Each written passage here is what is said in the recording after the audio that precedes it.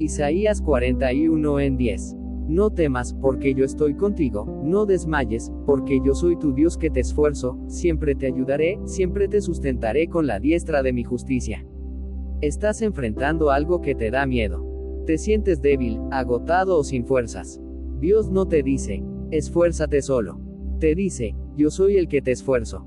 Él no te abandona cuando tiemblas. Al contrario, te sostiene cuando tus rodillas ya no aguantan. El miedo no desaparece con fuerza humana, sino con presencia divina. Y la promesa es clara. Yo estoy contigo, hoy, ahora, en esto que estás viviendo. Confía, aunque no veas el final. El que va contigo ya venció el camino. Si este mensaje habló a tu corazón, guárdalo, comenta, amén, y compártelo, porque hay alguien más que necesita esta palabra hoy.